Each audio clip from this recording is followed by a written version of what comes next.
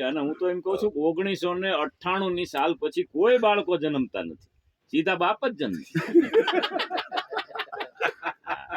ગમે તેવું કોમ્પ્યુટર હોય, ગમે તેવો મોબાઈલ આપો, 8 સેકન્ડમાં લોક ખોલી નાખે. એના પપ્પાને ઉપાધિ એટલી જ હોય કે ગેલેરી ન જાય.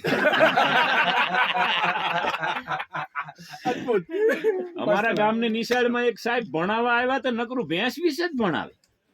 ભેંસને 4 પગ હોય, ભેંસને 4 આંચળ હોય, ભેંસને 2 શિંગડા હોય, ભેંસને 1 પૂંછડું હોય. ભેંસ દૂધ આપે છે. બધા છોકરાના મગજમાં ભેંસ. એમાં જિલ્લામાંથી ઇન્સ્પેક્શન આવે, ચેકિંગ વાળા આવે ને, એટલે ચેકિંગ વાળા આવીને એક છોકરાને ઉભો કર્યો, ઓય દૂધાળા પશુ વિશે બોલ.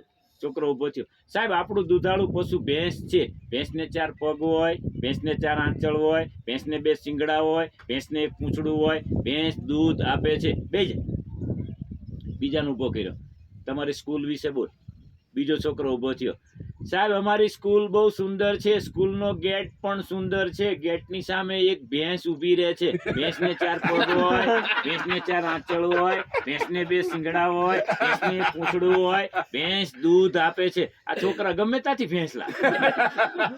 ત્રીજા છોકરાને ઉભો કર્યો, તું ઉભો થા, જંગલના રાજા સિંહ વિશે બોલ. સાહેબ સિંહ જંગલનો રાજા છે, જેનો મુખ્ય ખોરાક ભેંસ છે. ભેંસને 4 આંચળ હોય, ભેંસને 2 શિંગડા હોય, ભેંસને 1 પૂંછડું હોય. ભેંસ દૂધ આપે છે. બેજા. ચોથાનો ઉભો કર્યો, તું ઉભો થા, આપણા દેશના વડાપ્રધાન વિશે બોલ.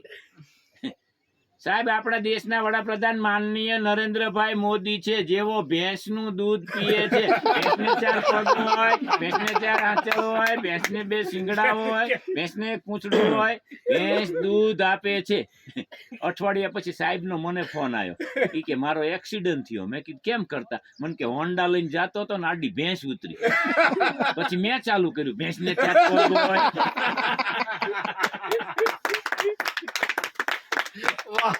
તો સાહેબે ફોન બંધ કરી દીધો. એટલે આવી મોજ છે.